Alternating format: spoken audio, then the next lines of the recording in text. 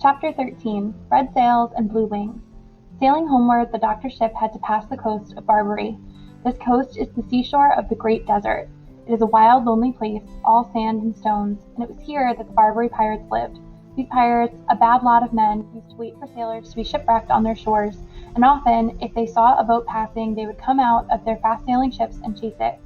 When they caught a boat like this at sea, they would steal everything on it, and after they had taken the people off, they would sink the ship and sail back to Barbary, singing songs and feeling proud of the mischief they had done. Then they used to make the people they had caught write home to their friends for money, and if the friends sent no money, the pirates often threw the people into the sea. Now one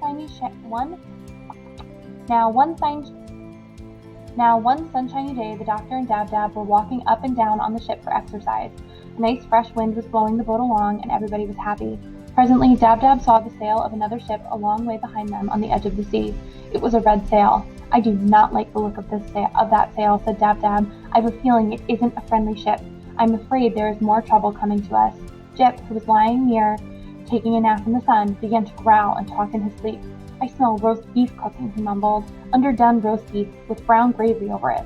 "Good gracious," cried the doctor. "What's the matter with the dog? Is he smelling in his sleep as well as talking?"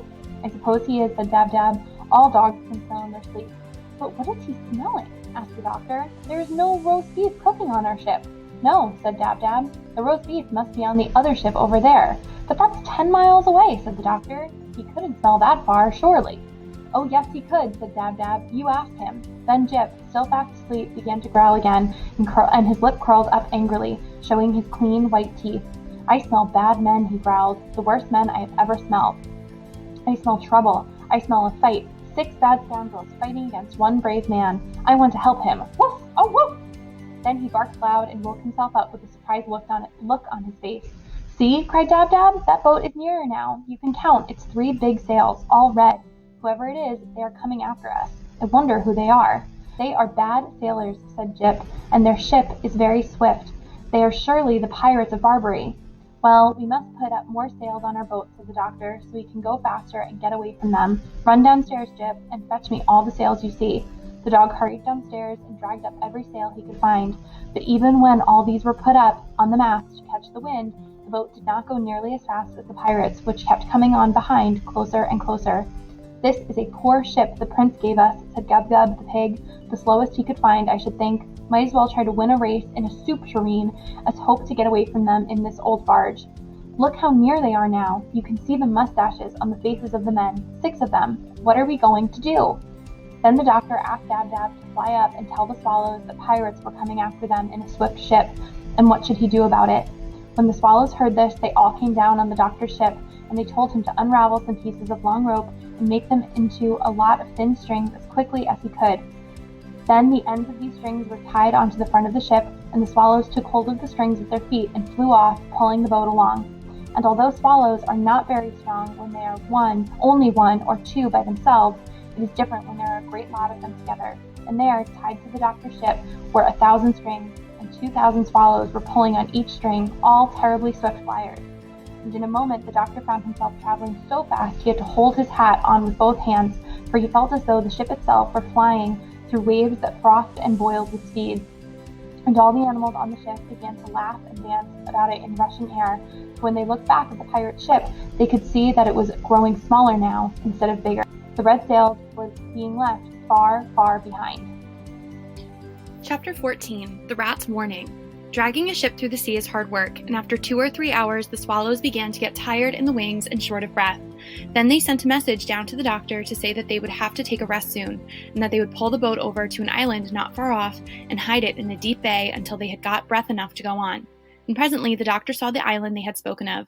It had a very beautiful high green mountain in the middle of it.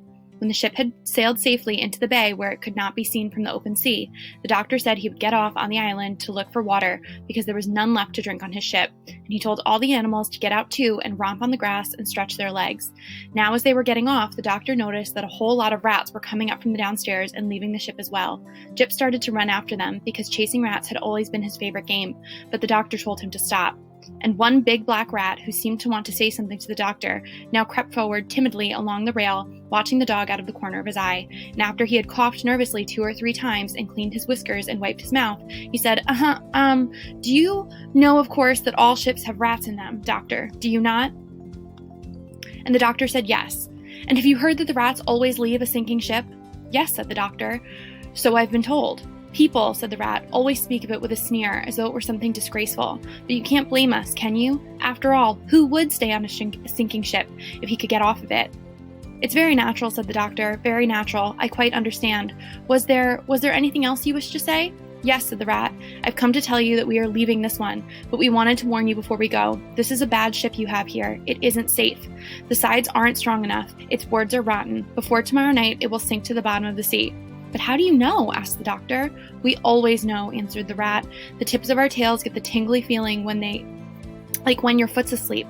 This morning at 6 o'clock, when I was getting breakfast, my tail suddenly began to tingle. At first, I thought it was my rheumatism coming back, so I went and asked my aunt how she felt. You remember her, the long, piebald rat, rather skinny, who came to see you in Puddleby last spring with jaundice? Well, and she said her tail was tingling like everything. Then we knew for sure that this boat was going to sink in less than 2 days, and we all made up our minds to leave it as soon as we got near enough to any land. It's a bad ship, Doctor. Don't sail in it anymore, or you'll surely drown.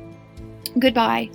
We are now going to look for a good place to live on this island. Goodbye, said the doctor, and thank you very much for coming to tell me. Very considerate of you. Very. Give my regards to your aunt. I remember her perfectly. Leave that rat alone, Jip. Come here. Lie down. So the doctor and all his animals went off, carrying pails and saucepans, to look for water on the island while the swallows took their rest. I wonder what is the name of this island, said the doctor, as he was climbing up the mountainside. It seems a pleasant place. What a lot of birds there are. Why, these are the Canary Islands, said Dab-Dab. Don't you hear the canaries singing? The doctor stopped and listened. Why, to be sure, of course, he said. How stupid of me. I wonder if they can tell us where to find water. And presently the canaries, who had heard all about Dr. Dolittle from birds of passage, came and led him to a beautiful spring of cool, clear water where the canaries used to take their bath, and they showed him lovely meadows where the bird seed grew and all the other sights of their island. And the Push-Me-Pull-You was glad they had come because he liked the green grass so much better than the dried apples he had been eating on the ship. And Gub-Gub squeaked for joy when he found a whole valley full of wild sugarcane.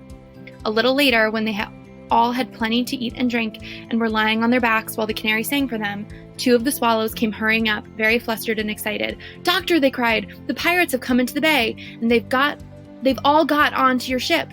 They are downstairs looking for things to steal. They have left their own ship with nobody on it. If you hurry and come down to the shore, you can get on their ship, which is very fast, and escape. But you'll have to hurry. That's a good idea, said the doctor. Splendid. And he called his animals together at once, said goodbye to the canaries, and ran down to the beach. When they reached the shore, they saw the pirate ship, with the 3 red sails standing in the water. And just as the swallows had said, there was nobody on it. All the pirates were downstairs in the doctor's ship, looking for things to steal. So John Dolittle told his animals to walk very softly, and they all crept onto the pirate ship. Chapter 15. The Barbary Dragon. Everything would have gone all right if the pig had not caught a cold in his head while eating the damp sugarcane on the island. This is what happened. After they pulled up the anchor without a sound and were moving the ship very, very carefully out of the bay, Gub-Gub suddenly sneezed so loud that the pirates on the other ship came rushing upstairs to see what the noise was. As soon as they saw that the doctor was escaping, they sailed the other boat right across the entrance to the bay so that the doctor could not get out into the open sea. Then the leader of these bad men, who called himself Ben Ali the Dragon, shook his fist at the doctor, and shouted across the water, "Ha ha! You are caught, my fine friend! You are going to run off on my ship, huh? But you are not a good enough sailor to beat Ben Ali, the Barbary Dragon. I want that duck you've got, and the pig, too. We'll have pork chops and roast duck for supper tonight. And before I let you go home, you must make your friends send me a trunk full of gold." Poor Gub-Gub began to weep, and Dab-Dab made ready to fly to save her life. But the owl, Tutu, whispered to the doctor, "Keep him talking, doctor. Be pleasant to him. Our old ship is bound to sink soon. The rats said it would be at the bottom of the sea before tomorrow night, and the rats are never wrong. Be pleasant till the ship sinks under him. Keep him talking." "Wait, what? Until tomorrow night?" said the doctor. "Well, I'll do my best. Let me see. What shall I talk about?" "Oh, let them come on," said Jip. "We can fight the dirty rascals. There are only 6 of them. Let them come on. I'd love to tell that collie next door when we get home that I have bitten a real pirate. Let 'em come. We can fight them." "But they have pistols and swords," said the doctor. "No, that would never do. I must talk to him. Look here, Ben Ali." But before the doctor could say any more, the pirates began to sail the ship nearer, laughing with glee and saying to one another, "Who shall be the first to catch the pig?" Poor Gub-Gub was dreadfully frightened, and the Push-Me-Pull-You began to sharpen his horns for a fight by rubbing them on the mast of the ship, while Jip kept springing into the air and barking and calling Ben Ali bad names in dog language. But presently, something seemed to go wrong with the pirates. They stopped laughing and cracking jokes. They looked puzzled. Something was making them uneasy. Then, Ben Ali, staring down at his feet, suddenly bellowed out, "Thunder and lightning! Men! The boat is leaking!" And then the other pirates peered over the side and saw that the boat was indeed getting lower and lower in the water, and one of them said to Ben Ali, "But surely, if this old boat were sinking, we should see the rats leaving it." And Jip shouted across from the other ship, "You great duffers, there are no rats there to leave. They left 2 hours ago. Ha ha to you, my fine friends." But of course, the men did not understand him. Soon the front end of the ship began to go down and down, faster and faster, till the boat looked almost as though it were standing on its head, and the pirates had to cling to the rails and the masts and the ropes and anything to keep from sliding off. Then the sea rushed roaring in and through all the windows and the doors, and at last the ship plunged right down to the bottom of the sea, making a dreadful gurgling sound, and the 6 bad men were left bobbing about in the deep water of the bay.